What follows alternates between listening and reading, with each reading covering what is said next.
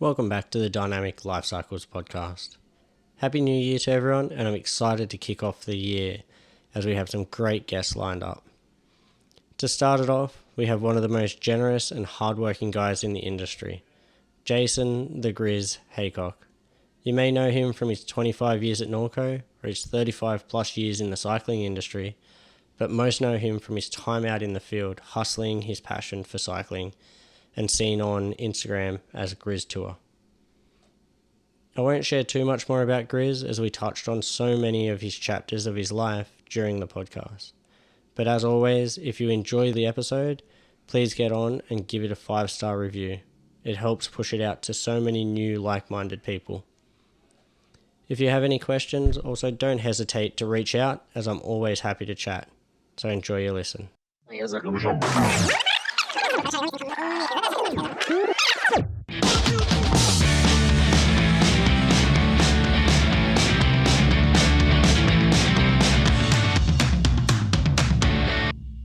All right, how are you? What's going on?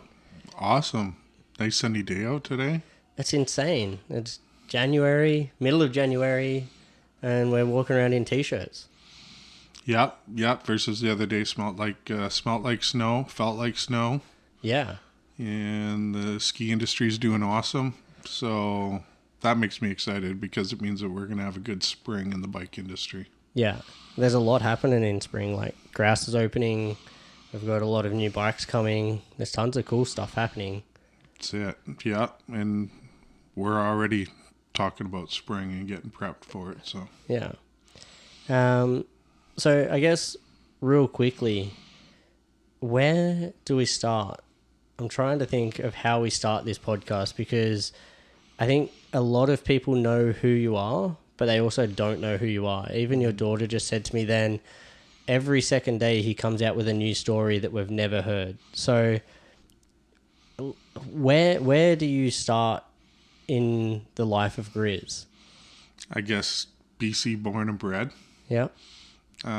Small town, blue collar, and just like any other kid, fell in love with bikes and became my passion and also a form of means. It was my adventure, my escape, but more importantly, how I think I got into the bike industry was again being blue collar, less fortunate kind of growing up. I had to learn how to fix my own bike. Yeah. And then I became that kid that fixed my brother's bikes, and then I fixed our friends' bikes, and then, if I needed bike parts or a tube or a tire, I'd go hang out at the local bike store, volunteer to sweep the floor, crush boxes, to get a tube or a tire. And I was just a grom, hung out in my local bike store. And one of the kids that you still see floating around today asking for a job. Yeah. So that's how I got into it, and then I think really, a big part of it was kind of moving from small town BC to Vancouver, and within a week of living here, I started at Bikes on Broadway, and which was the home in the original space that Rocky Mountain Bicycles even started. I think that's probably where my adventure begins if we're keeping this kind of related to my history. Yeah. And what I've kind of done in the bike industry here in Canada on the West Coast, and then how it kind of maybe even merged into the US and then back to Canada again. Yeah. So real quickly, going back to first bike, first riding adventures, where and what was that like? 13, I think. I was 13. I got a Norco Spitfire BMX. Yeah, wow. All chrome. It was kind of almost state of the art, but again, this would be then back to 1983. And, there was no such thing as a lot of local bike stores in rural, small town. everything that would be hockey, skiing, bicycles, it all came from the hardware store. Yeah. And so our little hardware store was called Oscars, and they were the Norco dealer, and their premium bike brand was Norco, and it was a pretty advanced. It was pretty flashy. I mean, I can remember having a banana seat bike before that, and I remember taking the banana seat off, the sissy bars off, stealing the seat from my mom's Apollo 10 Speed to kind of make my my bike look like a BMX. But then to get a real BMX when I was 13, man, it was game changer. Yeah. Yeah, I can only imagine how that looked way back in there. I can picture like this, like almost like an old school chrome BMX. We actually, I don't know if I showed you the photos for one of the boys that I used to, he works for KTM now, but he built up an old chrome BMXer from like 79, I think it was, something like that. Yep. And I was like, so I can definitely picture what you're talking about. There you go. Well, I have one of those frames hanging actually in my garage right now.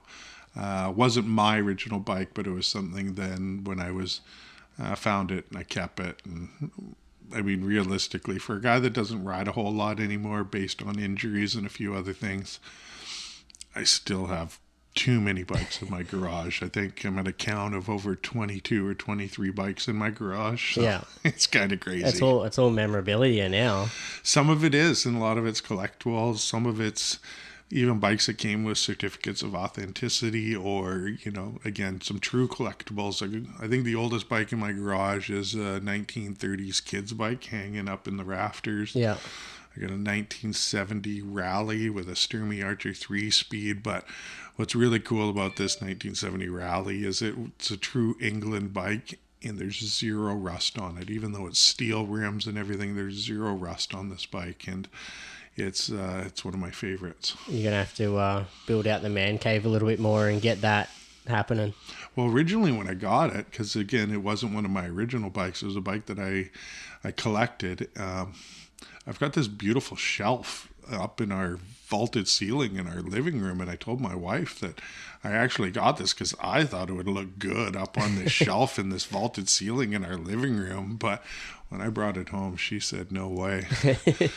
I think most men out there can relate to that exact conversation. I know before I moved to Canada, I used to have on my bedroom wall all of my helmets hanging up on hooks, almost like you see that they do in the pro houses and all of that type of thing. And then now living with my now fiance, it's like she's like, yeah, those things are going in the cupboard. They don't need to be on display. It's That's like, right. Yeah. So I can fully understand what you went through with that. So fast forwarding back to where you were just saying, then moving to Vancouver, starting in the bicycle store, and then where did that go? Like, how old were you when you started there? Well, so in my early career, I was a bicycle mechanic, and so I guess back, for me, this was a really cool bike store because as I learned the history of it, it was called Bikes on Broadway. Before that, in the early days, the bike store's true name was Bicycle Peddler, and it actually even had a sign on the brick wall in the back of the store. But the legacy of this store and for what it means to Vancouver and the bike industry here in Canada is it was part of the franchise. It's West Point Cycles. Mm-hmm. And Rocky Mountain started in this location. Grayson Bain started Rocky Mountain. He started the company in there. It was the warehouse above where we would then store our bikes that we would build in the wintertime, all our booking order bikes. But Rocky started in there, and it was such a small operation. But they even hand painted the bikes back in the day. And if everybody remembers in the early 90s, or sorry, the late 80s, a lot of the bikes came with this kind of splattered paint. And, those are done with just literally paintbrushes and people splattering paint on them, I believe. But I can tell you that's what the wall looked like. There was a wall in this warehouse that they would lean the bikes up against, and they just the frames, flick the paint on. They just flick the paint on. But anyways, the bunch of people that worked in this store throughout the 80s were the guys that started Kona, the guys that started the original Synchros, a bunch of the crew that started Rocky Mountain, and then also Raceface. And not a lot of people know that Raceface was kind of on the heels of Rocky Mountain and a bunch of that stuff. And then, I think of the history of the people that influenced, I think you think of these people that, again, the people that did Kona now and Rocky and Synchros and Raceface, and they all kind of came through the same retail store. And I think it's kind of neat that, that I pride myself that, again, I wasn't somebody that started a bike company, but I've been at Norco now for 25 years. And, I think just the legacy that this one retail store had on cycling in Vancouver. So I guess at what point, because we're now sitting in the former John Henry's, at what point was John Henry's heydays compared to that store? Was that before or after or around the same time? It would have been right around the time that John Henry, I believe, was starting, because I believe John Henry was in business about 30 years ago. I think that's what we estimate here in this building that we're in today. I think the strong retailers at the time, though, it really wasn't that wasn't the heyday of John Henry. John Henry was in its early infancy. The heyday in the bike stores of that day, our biggest competitors, again, was West Point Cycle. West Point was the biggest Rocky dealer along with Bikes on Broadway. Then you had Mountain and Beach. And I can tell you that place really inspired me and the way that I look at bicycles even today. I mean, to think in the early 90s that there was this one bike store, if anything fit into the mold of what we would call a boutique bike shop, it would be Mountain and Beach. And they had the best of everything. And the most expensive bike, even that Rocky would have had back in the day, was a custom built bike that would take 6 weeks to build. It was called a Thunderbolt. You'd take measurements from the customer. We would normally have to do that over the phone because all those were sold to Swedes or people coming in from Europe. They'd fly to Vancouver and pick up the bicycle and fly home because it was way cheaper to do that. But this Mountain and Beach owned by Rod, it was amazing. I mean, it was the first time I ever saw, a Manitou bicycle or, if they're the Yetis. And he also did a bike line called the off-road toads. When I said goat, there was these off-road goats, or I forget what it was, or I mean, again, like if you think of any Paul components or like the trick, the jewelry, the best of the best stuff was always in this store. And it inspired me a lot. And then so back in the bike store that I would work at, I would always go there to find where the trends were going and try to always bring that back to this Korean bike store, because I was working for a Korean gentleman named Bill Mi-young. And I almost felt like it was like a Karate Kid thing back in the day because, I taught a lot. I mean, I was self-taught until I was taught.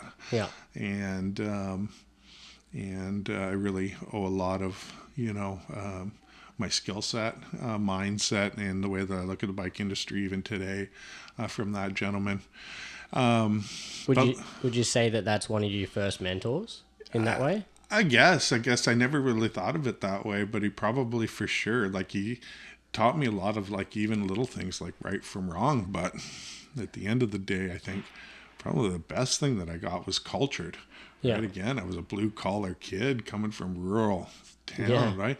I never really had even Chinese food before. And then to be exposed to Korean food and Chinese food and Japanese and, everything that Vancouver had for it. But I mean, that's how I can use chopsticks today, is because, you know, we'd get busy on a Saturday. So his wife would make us ramen soup, and there's no forks in the bike store. So I had to learn how to eat ramen soup with chopsticks. And that's how I had that today. But yes, I would say, that's probably my first maybe mentor. Yeah.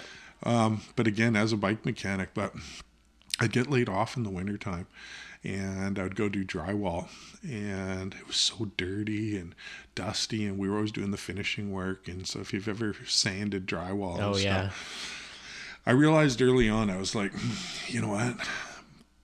Salespeople don't get laid off in the wintertime. Yeah. But if you're a good salesperson, you're going to stay on. So first I aspired to be a salesperson after my second winter of being laid off in a bike store.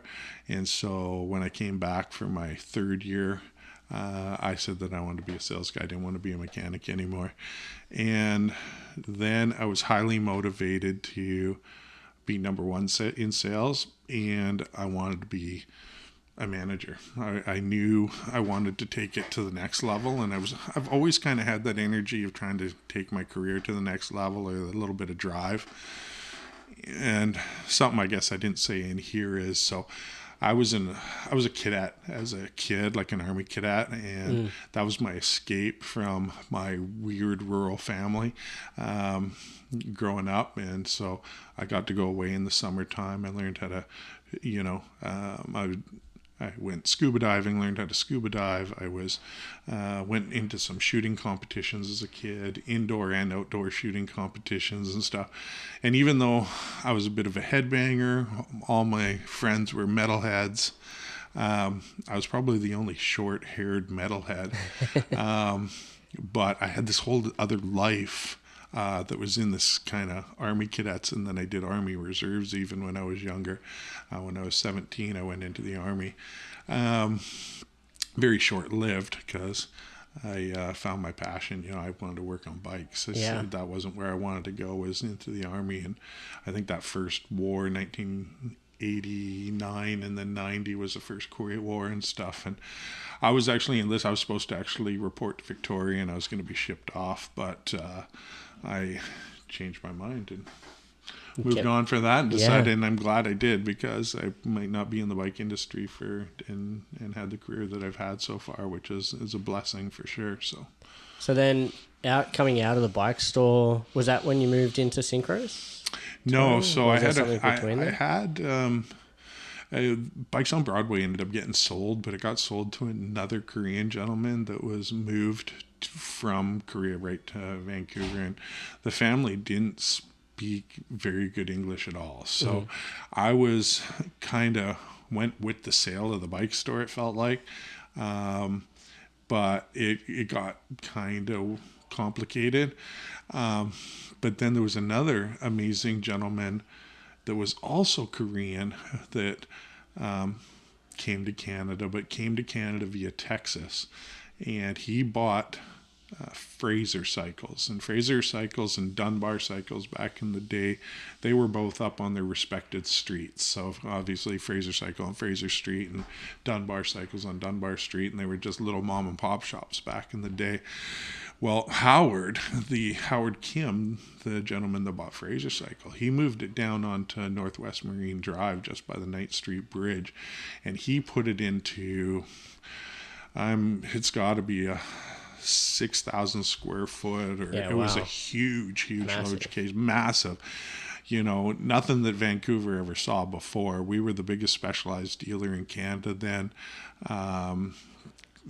Absolutely amazing store, and I worked there until my wife and I got married when I was 25, and I was the sales manager at the store, and it was a great store. So again, another store. So I've always sold Norco at every location of every bike store I've ever worked at, but I had a really good rapport with the owner, Howard, and he even paid for my wife and I's honeymoon. After we got married, and we went to Southern California and did a bunch of things. But yeah, he paid for all that. So kind of tells you where we were at in my relationship with that owner. But at the time, right there, that would have been right around 94. Mm-hmm. That's when Chaz at the Cove Bike Shop, and that was again another dynasty bike store back in the day. If it was a mountain and beach, it was the Cove. And that's where you really, you had Wade working there, you had Corey LeClaire working there. Gabe came on, I think, just shortly after that. That bike store was certainly a destination bike store, and it was the cool vibe. That's where all the cool kids hung out. But they started manufacturing their own bikes, the Cove bikes. Yeah. The Stiffies and stuff. Yeah, they had some wild names on those bikes. Yeah, but then so all the manufacturers would let them order parts. And, I don't know if it was Chaz or if it was his, the people working for him. But, if they were building 50 bikes, they bought 100 of something, right? Yeah. And then they were gray marketing parts into the Vancouver market all the time. And then the Georgia Straight newspaper would come out at the time, and, you would hear, or even sometimes the radio spots, but, you would see like suspension forks and drivetrains and things just being blown out at ridiculous prices that a regular bike store couldn't compete with this OEM pricing. So we finally got to the point where Howard Kim, he got his citizenship, and he just said, frankly, fuck it. I'm out. Yeah. I'm out. I'm going to sell this business. And I don't think he even wanted people to go through the books and see the red tape. So he went on a liquidation plan for about 6 months. Yeah. And the cool thing is, I guess suppliers kept on selling him stuff, so he would have enough stuff to kind of liquidate until he got to the point. And I was kind of headhunted and recommended. At the time, it was an OGC rep that told Mike Tile at BSP that I would have been a good employee. So Mike Tile was expanding his store from Vancouver up into the North Shore, and he just bought the bike store that used to be the Great Bicycle Company, and he was turning it into Bicycle Sports Pacific up in Lynn Valley, and that's where Lynn Valley Bikes is today. Yeah. And so I went over there as a manager, and I worked there for a couple of years as well, and then my wife and I, we moved out into Pitt Meadows. We bought a house. She's a school teacher out there, and ended up getting a full-time teaching job out there. So it was challenging to come all the way to North Vancouver all the time. And I also wanted to have the same days off with her after working retail, and you're always expected to work Saturdays and Sundays. So I wanted to find a job and get onto the other side of it. So I literally was going to Norco, I think for a few-year period. I think hiring manager at the time was Chris Hennessy, and he told me that he was keeping my paper resume on file, and they only kept them on file for every 3 months. So that triggered something in me. So I went home after dropping off the first resume, pulled a calendar down, marked it for every 3 months, because it's literally 5 minutes away from my house. And so every 3 months, I would go and drop off another resume at Norco. Yeah. But in that period, I was able to get a job at the original Synchros. And so that was my first taste of getting to the other side and working for a supplier and a distributor, and a Monday to Friday job opposed to working weekends. And and then a couple years later, started at Norco. So that would have been exactly 25 years ago to almost today's date. Yeah, I was going to say, I know it was January 25 years ago. I just don't know the date, obviously. Yeah, it was January 20th, 2000. I was hired prior to the holiday season, and I was told that we'd go through the holiday season, that my first day would be on the 20th of January. Yeah, wow. Yeah. There you go. Almost happy 25 years. It was, totally. So where did you start with Norco in that? Is that in one of the sales rep roles, or is that in something else? So I applied for a particular job again because, I guess sometimes I think my head was bigger than, I think even my pride. I was still pretty, younger. I felt like I knew everything, just like I think every young buck back in the day, right? I think it's a survival skill. But I applied for Chris Hennessy's actual position because he was moving on to a sales position, and I wanted to be their customer service supervisor. And I think also coming as I was a manager of a couple of bike stores already, so I felt like, but I was a young bike store manager, and again, I probably faked it to make it a little bit and learned, but I had good people around me, but yeah, I ended up not getting that position, but what I did get was an opportunity to become a customer service inside sales role, and probably the best part of that story is 30 days after my first day of starting, Chris Hennessy came up to me on a Friday and gave me a gift card for $50 to Earl's, I think, or one of those places, and said, he goes, I wish I would have hired you 2 years ago when you first started coming in here. He goes, you learned so quick. You have been such a great employee. I don't think anybody's picked it up as quick as you have. And he goes, I should have hired you 2 years ago. And he goes, this gift card is an appreciation for what you've done in the first 30 days and my apology that I didn't hire you 2 years ago. That's a massive compliment. It was kind of neat, and I remember that to this day. I was pretty stoked when I went home. Yeah. But yeah, and then so I think first year was kind of that, and it was the grind, and it was learning it. And then the following year, I had an opportunity to support and go out. Like it's still even today when you're working at Norco and we're going to do field events, and if you're going to Crankworks now, or or going out to demos or BC Cups or Canada Cups, they always kind of lean on the customer service team. Hey, do you want to go out and support and do this and look for extra energy, right? So I went and volunteered and went out to a couple of my first events and absolutely loved it.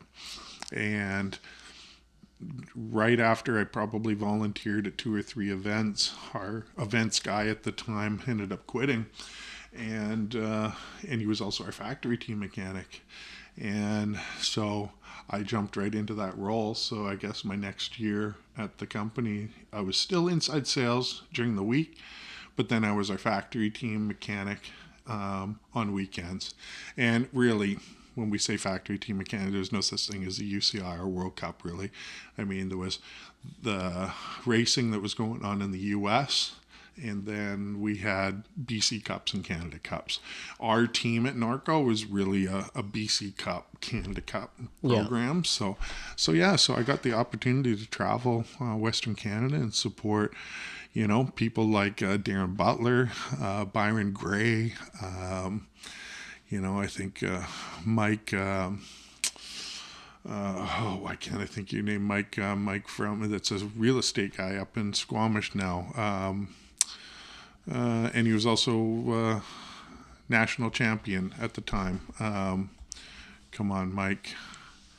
We were also the distributor for GT, so at the time. So then we also had Dave Watson that was rolling on GT. So Dave was kind of on his own program, but there was a couple of when we were at nationals that had to support Dave Watson as well on his bike for the time he was on GT. But Mike was kind of unique. We were still developing the original VPS bike at the time, so I was busy in the pits changing out seat stays and chain stays into shorter ones and longer ones, and then I was the only guy that I ever trimmed tires for. Yeah, wow. Like, depending on the conditions, tires back in the day were pretty, not the selection that we have today. Yeah. And I could remember Mike always wanted me to trim. Well, he taught me how to trim tires, but then he would get busy doing stuff. So by the end of the summer, I kind of knew what Mike wanted in his tires, and so I'd be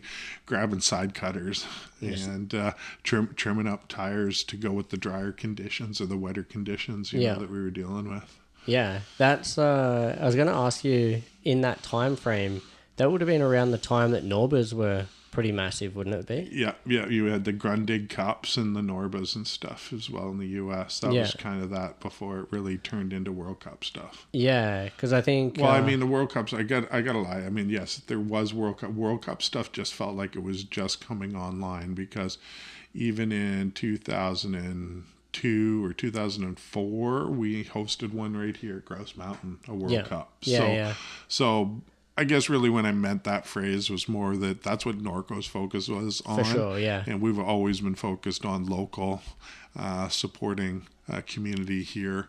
And I mean, we weren't really a big international brand or anything at the time, right? So, yeah, because like I'm just trying to picture that time frame with like Palmer and those guys were sort of bouncing around with that World Cup. That was like Vulios, that type of era. 100%.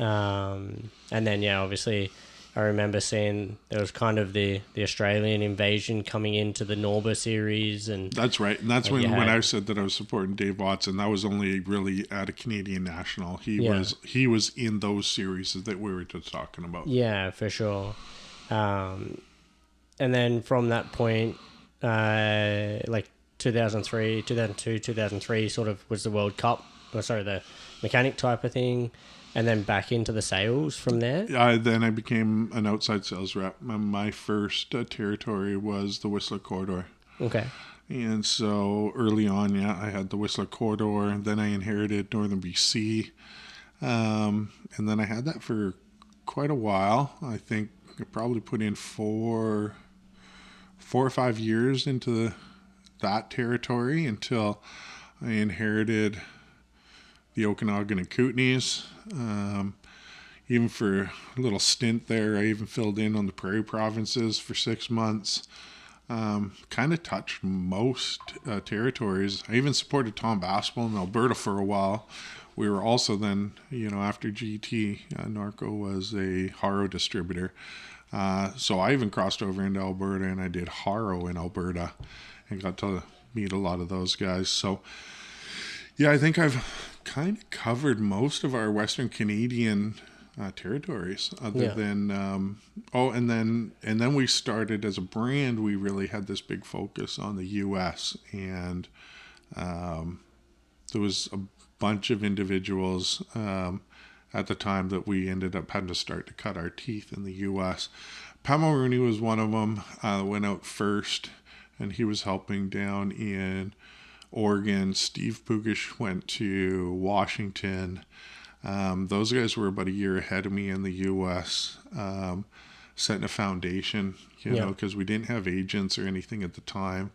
And we really, had to go down and tell our story, build territories to the point where then we could try to hand them over. But we were trying to go direct down there. And then I had an opportunity, and my wife and I guess we bounced around here a little bit, but we get to this point here, it looks like around 2012. Yeah. And my wife and I had our third child then, and I kind of wanted to tone it back a little bit as a traveling sales rep. The BC side of things here, like as being a domestic Canadian rep, not only did you have to sell Norco bikes, but we had to sell Haro bikes. And then, and we had like 50 other brands in the portfolio catalog. Yeah. A lot of stuff to sell. What I liked about, and it attracted me to want to be one of our U.S. sales reps, was we just went down and sold bikes. Yeah, purely bikes. And purely bikes. We could go down and tell that story. I think at the time it was around 100 models. And it was a simpler story to tell to get some really good results. And then I inherited a lot of rural stuff, I guess maybe because I'm the redneck. And somebody thought it would be a great idea to throw me into Montana and Wyoming, North and South Dakota, Nebraska, Alaska, Texas. I also did Hawaii for a while, but that was more just a phone one. And then I always supported California for some reason because we'd always get new guys down there. So I was always supporting, and we would get on like some good guys. Like we worked with a lot of SRAM sales reps in the US, but I always felt like I was used as a trainer or a guy to kind of go down, get these guys up to speed, tell them our brand story, and then they would do that. But then I did, like I said, I had 9 states that I was my own. So from 2012 to 2017, I was a U.S. sales rep. Yeah. And then tell me a bit about the award that you won in 2017, because I feel like that is a bit of an exception, because you were, what, 20... When did you win? Well, there was a few. So at Norco, at Norco and at probably any big sales company, or maybe that if the company is a sales-driven company, Norco is less of a sales-driven company now. I feel like we're, sometimes more marketing than sales, and then sometimes sales versus marketing. But in the early days, we were a sales-driven company, and you would have always your annual sales awards. We would go for, almost like a banquet thing at the end of the year. We'd celebrate the territories and so on. And so early on, I guess in 2003, for 4 years consecutively, I was our Haro Sales Rep of the Year. But it was still like a junior award because I wasn't a full Norco sales rep. Well, I was, but I was still crossing over. But though I didn't win, our big award, our Stanley Cup at Norco and LTP Sports was Sales Rep of the Year. And there was always 2 sales reps of the year, but there was an overall, and then you're, either the other sales reps, so versus East and West, and we would share those titles, but there was always an overall. And so for 4 years, I was Haro Sales Rep of the Year. 2006, I was the overall sales rep champion for Norco, so Canadian Sales Rep of the Year. 2008, I was our Canadian Sales Rep of the Year overall again. And then, like I say, I was kind of flirting around doing a few other things. I was down in the U.S., again, so from 2012. And the year I exited as a U.S. sales rep in 2017, I won our North American Sales Champion. Yeah. Sold more Norco bikes than any other sales rep in Canada or the U.S. Yeah, which is huge, because it's like there's quite a few different reps, obviously quite a few different territories that go along with that. And there was a couple of boys at the office that were mentioning how unique that award is, because they don't normally... Is it true that they don't normally give that award out? Or? It was, so there was a few people that were a gentleman, Kurt Withers, he was the first one to get that same award again, because we always had the Canadian one, but when we started going down into the U.S. and had house guys go down there, but then we'd even have, agents down there. So we would bring them all up in the summertime, and we'd have our annual sales conference. So we needed to include the U.S. sales guys as well, right? So there's been different champions. The way that we kind of, if it wasn't an overall, it would be, they even then implemented and had a U.S. champion. Yeah. But at the time, I think there was only a couple of us that won North American Sales Champion. But that was on top of still having Canadian sales reps. Yeah. Sales Rep of the Year. And then once you come back up here, 2017, was that where sort of where did you go from there? Is that where the demo tours and... Yeah, so... what happened after the US? The cool thing is I didn't ask to exit the U.S. There was a Trump administration. There's a few other things going on. Again, I also built out my territories to be to the point, and that was always the objective, is that I would build the territory, turn it over to an agent. There was enough meat on the bone now that we can pay a commission, and so build, pass on, build, pass it on, build, pass it on. It got to the point where I was pretty much done. Yeah, we had reps all over the U.S. We were feeling pretty good. So I had an opportunity to come back into BC, but then there was no Canadian sales reps at the time, or positions for me to kind of take over. But what we were starting to just build out was, and what was becoming popular, was the demo experience. and special events again. And I think with a little bit of the history that I had when I first started with the company was that, I had huge passion for going out in the field and supporting athletes, supporting events, supporting the brand. And so it was such an easy fit for me. So yeah, in 2018, I built out a Canadian demo program, and then shortly thereafter, I built out a North American demo program, and then I became our field marketing manager for all of North America and managed 5 demo experience teams from across North America. Yeah, wow. So tell me a bit more about that. Like, what was the reason that demos were coming on? I guess people wanted to try the bikes, things like that. Stores couldn't afford to have the bikes in store. Is that what drove that to be that way, or what? Obviously, yeah. I think, you kind of nailed it there. As these bikes got more technical, they also got more expensive. A demo, a fleet of 15 demo bikes is $100,000. Yeah, right? minimum, and it's things. So it was costly for retailers. And we, as every other brand, encouraged retailers to have their own demo bikes. And you got your big retailers like your Bow Cycles, Calgary Cycle, or in the U.S., the same thing. The bigger retailers had no issues having their own demo bikes, but it was your mom and pop shops and your rural. And Norco's always been the supporter of small town. We know the importance of it, and you couldn't really, you would blow somebody's whole credit limit. Yeah. If they were to have a proper demo fleet, right? So, and then you also, it's not always what you, as a brand, if I've learned anything as a sales rep, you've always got to learn this. There's a time when you're always selling, but then there's always a time where you got to support a retailer on their sell through. There's always a fine balance of sell in and sell out. And if you're going to support a retailer, they're going to commit to your brand. You've got to support them with sell out. And that's where the demo experience comes in. One, you're teaching them educating their customers, educating their salespeople, their staff on the technical aspect of the bicycle, how to do proper fit and feel and setup. And then people want to try these bikes before they buy them. Yeah. If you're going to drop $5,000 on the latest and greatest, and then now, we're seeing these e-bikes at $13,000. Yeah.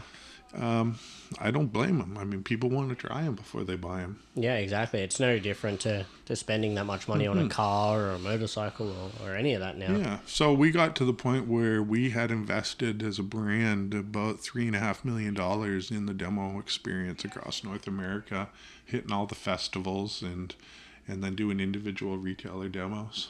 Yeah. And then, so that sort of works through, you built the teams out, you had 5 different teams, as you mentioned, and then obviously COVID hit, and that's sort of where everything fell through.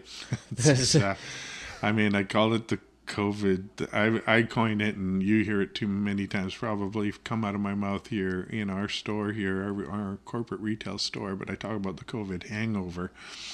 And I think that would be the first wave of the COVID hangover is everybody had to tighten their belts. They had to try to reduce some spending, and you had to find ways to,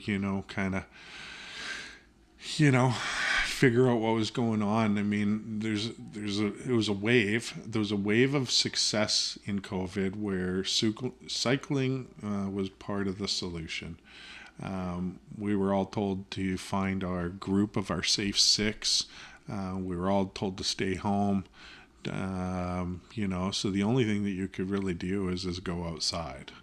So cycling, motorcycling, anything outdoors became a hit. Yeah. And I think bike stores ended up seeing all the product, or a good amount of their product, being sold. People started pulling out dusty bikes out of their garages, and I think Facebook Marketplace blew up even with people selling all their used bikes. The resale value of a used bike or a used quad or a used motorcycle, it was ridiculous. It was ridiculous. Yeah, I remember selling a bike that I had ridden for 12 months for retail price. Yeah. And it's like, never heard of. So the industry felt like it was running out of product. And we were told to heavily forecast, and we needed to not only forecast our traditional forecasting of 6 to 12 months for inventory at a retail space. We were told as a supplier even that we needed to forecast 2 and even 3 years in advance. Yeah. I don't know where that all came from. I'm still kind of quite confused by it sometimes. Because shortly thereafter, after somebody pushed the panic button, all this product showed up. Yeah. And then the pipeline got filled, and what we would traditionally call turnover, where you would turn over product 2, 3, 4, 5 times if you're an amazing retailer, turning your inventory 4 or 5 times, to the point where everything just showed up. Yeah. And the warehouses from every supplier had way too much stuff, to the point where, we even as a brand at Norco were finding just basic warehouse space, not shipping warehouses, just docking bays where we could store stuff. Yeah. And there was just way too much product. And we're still dealing with the COVID hangover today with that. There's too much inventory. A lot of it's being liquidated. And just quite recently in the news that we've all heard, and nobody likes to hear this, is, with Rocky and GT and some of the direct-to-consumer brands pulling out of the U.S. And I think the strong ones, and I think probably the founding father at Norco, he did it well. I mean, we used to have we go way, way, way, way back now. Norco even used to have a warehouse in Seattle. Yeah. We tried to grow in the U.S. They did before my time in the 80s and so on. But when times got tough, recessions got close, Norco was always really good at circling the wagons and protecting home turf and making sure that we were wise the way that we did our big business practices. And so we ended up years ago closing that warehouse, and then that's where the 100% focus went on to Canada. Mm-hmm. And I think that's where we grew the P&A distribution brands under the LTP brand name now, and why we were so focused on Canada. That's probably why we're not so big everywhere like other brands that would have grown in the U.S. and grown abroad. Yeah.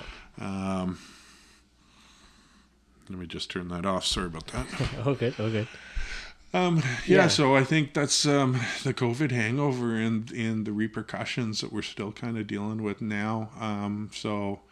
You didn't really ask this question, but the end result is I had to lay off my team. Yeah. And so after 20 plus years at Norco at the time, as the very first time I've ever seen layoffs. So I had to lay off my demo experience team. We had to sell off some assets. We made some changes, but as I was indicating before, that was part of us circling the wagons, making sure that our brand was still strong and that we would still be here today to have this conversation. Yeah, for sure. And, I can't even say this year, but last year was 60 years of Norco as well, which is super impressive. And then even having Alan just come back on as the owner, the family buy back Norco completely and him come back in as the CEO and things like that. I think it just shows how they're able to just consistently evolve with the times. Yeah, I'm really excited. Again, definitely turbulent times, and there's rumor mills and so on. And I think this is a unique time to be in the bike industry, and the strong will survive. But as you said, the founding father's son, Alan, so stoked that he's our new leader. Yeah. He's sitting in the captain's chair and he's running the ship, and it's very cool. I worked for his dad for a while. I even have some of his dad's memorabilia. I have his dad's license plate up on the wall here, and a few other things. So it was, it's unique times, but I know us as a brand, we're going to weather this storm. And I think, again, we're investing where other companies, unfortunately, are having to pull back, and to see what we're investing in engineering, what we're investing in bike design, high pivot, and just how we've always kind of, for a small little Canadian company, how we've always pushed the development and pioneered the evolution of the bicycle or change, right? Like, so even if it came from the days of free ride to just everything that we're kind of doing now, right? Like with high pivot and ride line, a bicycle setup, we're a leader in telling people what air pressure and how many clicks of rebound and compression should be there. And just, it's pretty cool. That's what I've always prided myself of, our prided the brand on, and why it's so rewarding for myself being with the brand is just to see this. Just Norco's cutting edge. Not everybody knows how cutting edge the brand is. Yeah. One thing I do want to touch on is you kind of mentioned like the founding fathers, a couple other different people. Who were some of your mentors? Because I know mentors and mentees are like such a big thing in your life, and even myself, I know you've sort of mentored myself a little bit with me coming into this store, and I know that's a big thing for you. So like, just tell me about a couple of those people that have shaped your life. Well, a lot of it did come with Norco. Again, I think, like I indicated early on, I was pretty spirited. I felt like I knew more than I probably did. Certainly a survival tactic for sure, being a less fortunate blue-collar kid trying to fight to make it in this world. But at Norco, I really found that second family and the environment, and it really was the first time, other than maybe some of the relationships that I built as a kid through my Army cadets and my early military thing, is the relationships that have at Norco, or the mentors. And there's a few of them, I think. First and foremost is, again, I ended up inheriting the Whistler Corridor, my first outside territory, from Jeff Nyhog. Yep. And Jeff just retired this year, so after my 25 years, but Jeff was, I believe it was 35 years or 38 years. It was a long time. Jeff covered Metro Vancouver and a few other things, and he sold stuff to distributors in the U.S. He had the Whistler Corridor, and it was great. I was honored to take over the Whistler Corridor. And I think early on, the fit that I had in the Whistler Corridor was that I was very technical. I knew how to talk about our VPS bikes. We had these big, crazy free ride bikes, and I was very techie back in the day, and I knew like every nut and bolt, or the way to set these bikes up. And then after working with all the athletes, and the way I loved riding the Whistler bike park, hitting the big jumps. I even raced DH back in the early days. I started off, actually, I raced cross country when I was younger, but a transition to racing DH was just so easy. Yeah. And then hitting the bike parks and stuff, but being able to form a relationship with bike stores like Fanatico and understand their needs, I think from coming from being a retailer, being a store manager, to being a race mechanic, to understanding these free ride machines and these DH bikes, to then being able to understand their needs that would come with summer resort business. And it really almost comes to the new philosophy, or the philosophy that Norco's still running now, about no rider down. Something that I learned from Fanatico and Whistler was, the customers are paying. They're going to Whistler Bike Park. If something breaks on their bike, like, they don't have an option to check in a bike. Yeah. And the consumer can pick it up 2 or 3 weeks like they Yeah, can it's down a the city day here off. where they need to turn around people's repairs in hours or overnight. And you as a supplier need to accompany them. You need to be their partner, and you need to make sure that they're set up for success to be able to turn this stuff around.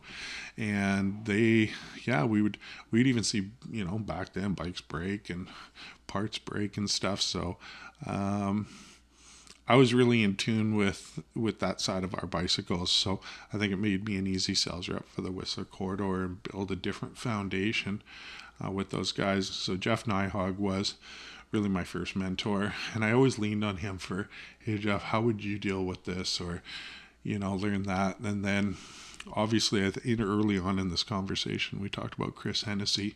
And I remember dealing with Chris because he was customer service supervisor, and so when I was manager of a couple of bike stores, I would quite frequently talk to Chris on the phone. So when I first got in at Norco, Chris was an easy mentor. And then if you know me, Jared, and I think some of my friends and people that may listen to this know that I wear a hat, and I wear a hat every day. I got lots of hair. I'm not losing my hair. I got quite a healthy head of hair, but I wear a hat every day for some reason. I have since I was probably 15 or 14 years old. But Chris Hennessy used to have a dress code in the office. Customer service when we first started there, right? Like, so we always had to kind of like dress clean, and there was no hats, and you kind of and then even we were just coming off that era of the outside sales reps that used to almost wear like business suits, like bike reps back in the day who like went out with polyester slacks and a tie and stuff like that. That's how they called on bicycle stores back in the day, right? So we were just, in this changing of the guard. But like I told you, that I think I won Chris over pretty quick, and I don't know, I think it was probably 6 months in at Norco, I started just wearing a hat. I just wore a hat. But Chris was a great mentor. I got Steve Pukish, shout out to him. Tom Bastable. Tom is our Alberta sales rep. Again, my very first job as an inside sales rep was teamed up with Tom for Alberta. And so I learned a lot from Tom. Skip Swain, which was our sales manager at the time. And then through my tenure with the company, he's, became, VP. And then, I think one of my favorite mentors would have been probably Peter Staysmith. I think for everybody that knows out there, Pete was the face in the brand. He was our marketing manager, and I don't know if he didn't start as one being marketing manager, but he was always the brand. He encompassed the brand, and I always looked at him as somebody that I would want to be or inspired to be. And if he needed somebody to ride shotgun to go to Sea Otter, if he needed somebody to ride shotgun because we were going to Interbike, and instead of maybe flying or whatever, or somebody that needs to be flying into Interbike to help set up the booth or whatever. Anytime that I had an opportunity, if I could spend some time with Pete, I was volunteering. And so when I was even in the early stages there, when I was helping out with all special events, I reported to Pete. And I think there was even some people, as you guys know, I mean, I'm not a little dude anymore. I've never really been, being 6'4". I mean, but if you guys know who Pete is, there's a couple of people, and I think it probably came from James Duran, which owns Swicked Cycles in Campbell River now. He used to work with us at Norco at LTP, but when I was our special events guy, he always used to call me Two Pete's. So you do it just like Pete, but you do it like two Pete's. That's awesome. But yeah. Before we wrap this thing up, all right, two last things for you. Griz, where does that come from? Oh, that's a good one. So And it's really become my identity, which is kind of weird. So, as everybody knows, you can't pick your own nickname. So, and if everybody knows Steve Pukish, and a lot of people on here will, or within our industry know, if Steve wasn't a good salesperson or a good sales rep, he should have been a comedian. Like, this guy missed his true calling. Yeah. I think he could have been a stand-up comedian. He's the only guy, that you would almost think would be an HR nightmare for most. And I don't know how he's never... I've been written up at HR a couple times. I'm not going to lie here. I don't think Steve's ever been written up for HR. I'm going to have to ask him. And he has said some pretty colorful, funny things. Yeah. And he's just one of those people that can get away with almost saying anything. And because people will just shrug it off and go, that's just Steve, right? You know? And they'll share the laugh. But so back to that. So Steve, super funny guy. Like, if you're out having a few beers with him, you're going to go home at the end of the night and your gut's going to hurt because you've actually laughed quite a few times through the evening. So the first summer that the Whistler opened up the upper mountain, Garbanzo, Steve and I were both still riding big bikes. I was riding Team DH back in the day. It was by this point we were 50% monocoque, not a big full monocoque bike. Yeah. And then Steve had the Shore, and we both just loved doing DH laps together, and we were both about the same speed because Steve always used to ride road bike. When I was younger, I rode BMX, and so I was a little faster because I was a little bit better with the technical, but Steve always kind of had that extra little bit of speed in the cardio, and so we hung together pretty well, and so we were just great riding buddies and stuff, even to the point where, like, when I'm even saying, like, sometimes we do jumps and stuff, like, everybody knows on a mountain bike, if you don't do something with your feet in your handlebar a little bit, when you hit some of these jumps in Whistler, you're going to rise above your bicycle, and we call that a bit of a dead sailor or something. I think that's what I call it anyways. Yeah, I would agree. And so you always got to kind of, like, curl your feet, curl your toes, do something with the pedals, and then if you got a little bit of style, you feel like you can kick the bike over just a little bit to the side,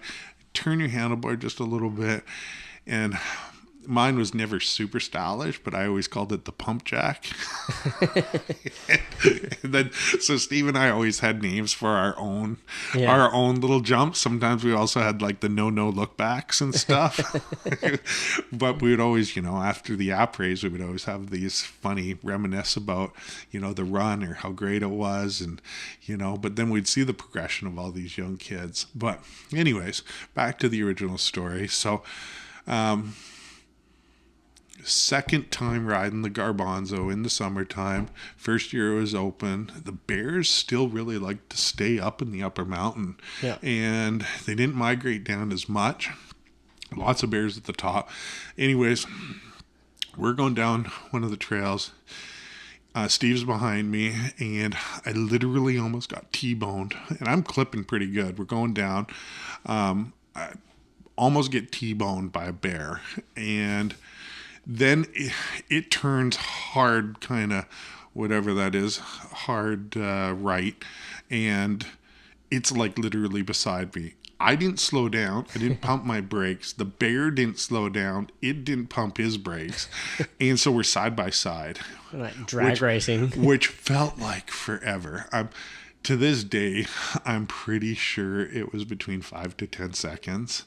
But if you go 1001, 1002, 1003, and you got a bear beside you, it seems like forever, right? So we get down, and Steve's already in his head. He's already like, and Steve's a bit of a musician. Like, he's a home musician. He plays guitar and a few other things, and again, the funniest guy I know. So Steve already started a song, and then the more we drank that night, the more the song progressed to the point where we had a full chorus.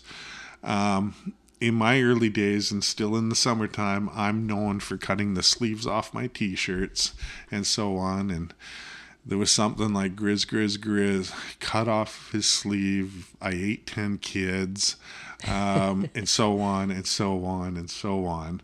And from that point on, Steve just started calling me Griz. And trust me, this wasn't a grizzly bear. This was a black bear. So I don't know where he got the Griz from, but I think he just metaphored it. Yeah.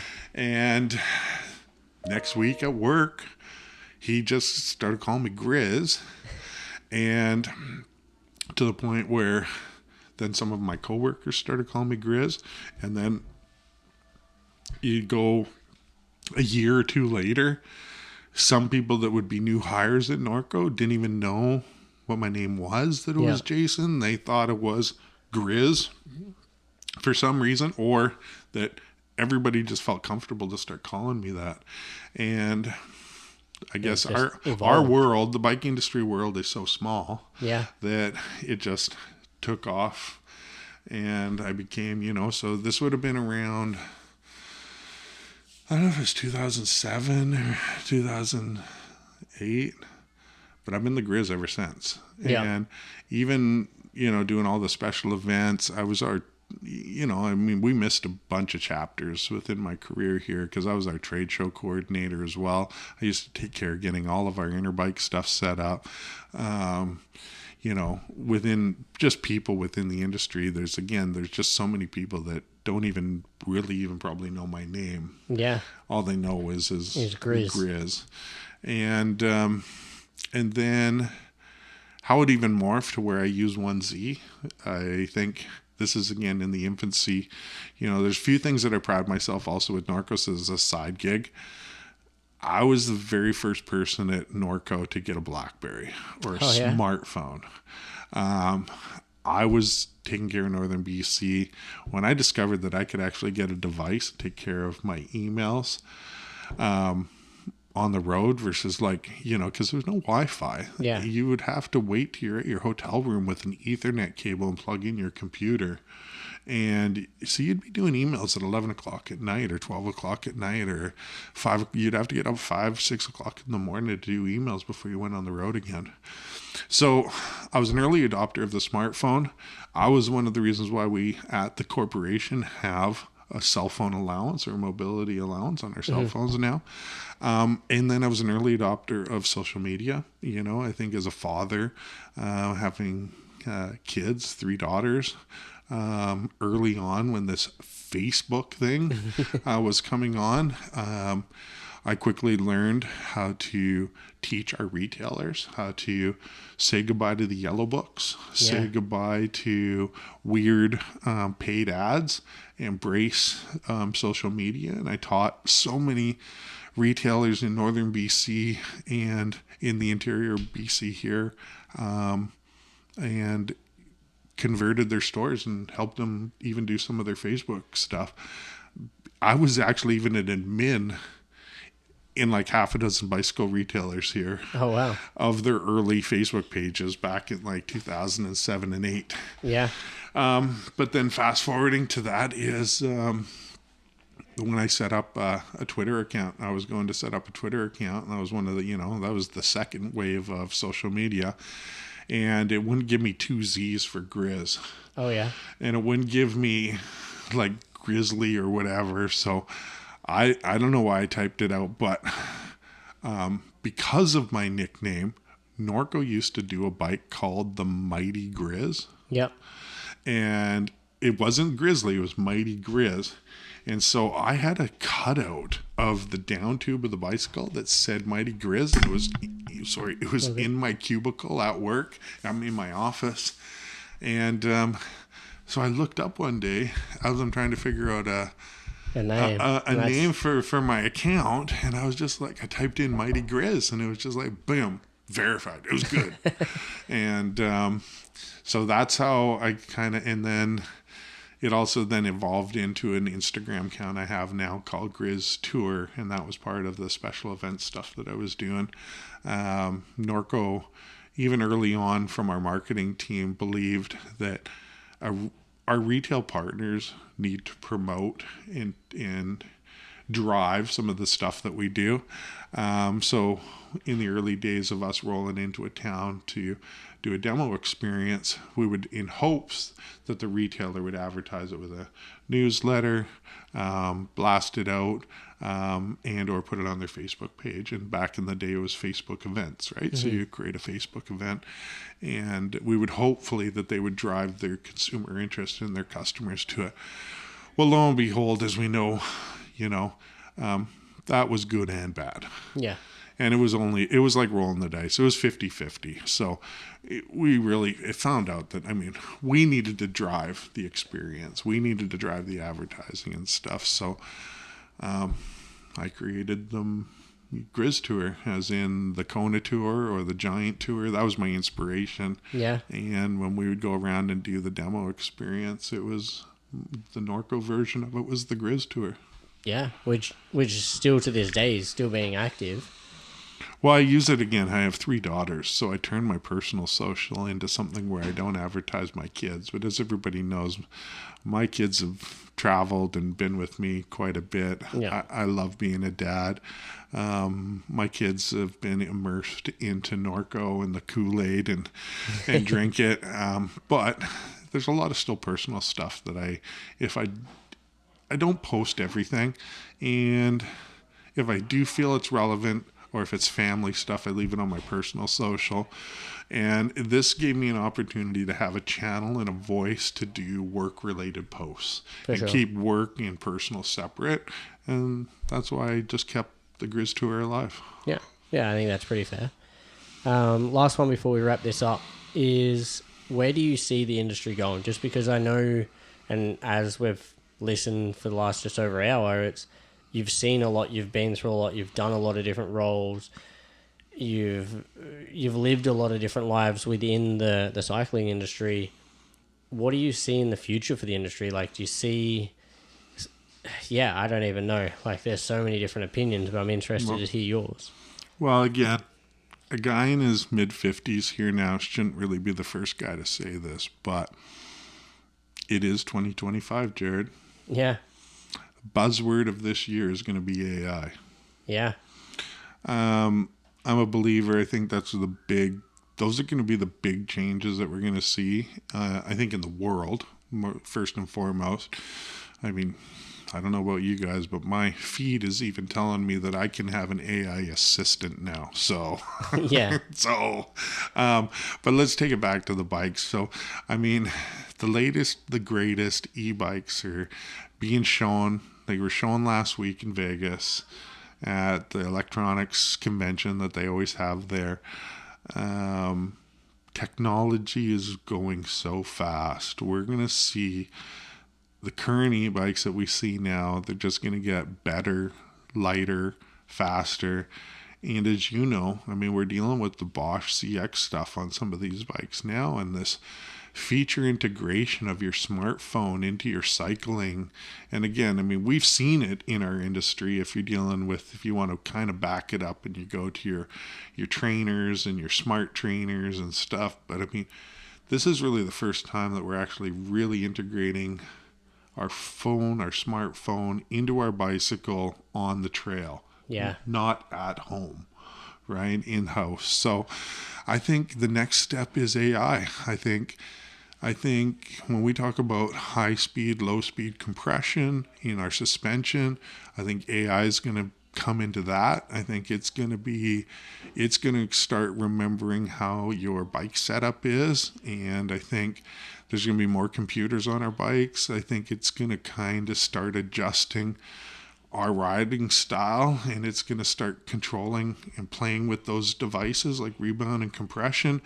I got a feeling, we're already kind of seeing it. I think even with air pressure, we're going to be able to, probably through our valve stems, we're going to be able to add and lower pressure from our valve stem somehow. And it's also then going to be AI. It's going to know if we're on the road. It's going to know when we're hitting sand. It's going to be very similar probably to like in a car where you got sand mode, snow mode, and for sure I think all this stuff's in the future, but I think it's I think the wave of it is going to be e-bikes.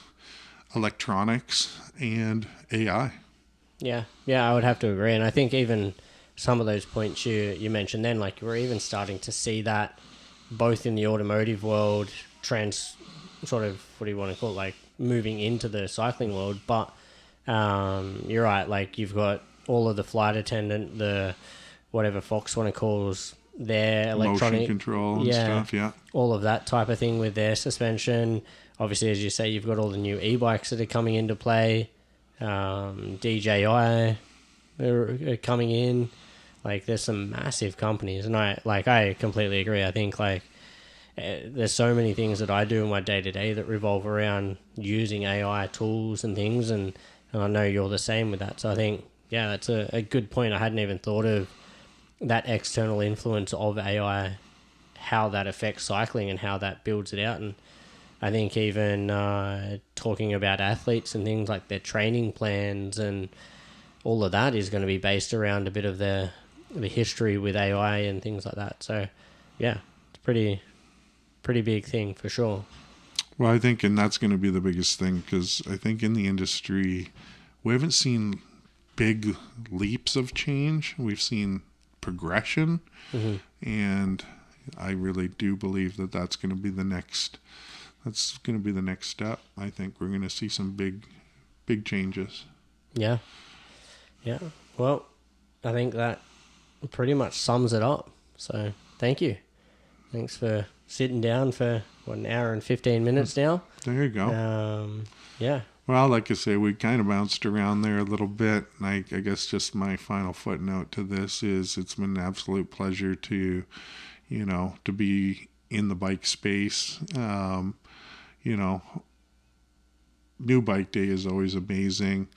I love seeing people, that I sold a bike to 20 years ago that said, you got me into the sport, or you helped me here, or you did that or this. And, absolute pleasure to still be in the bike industry.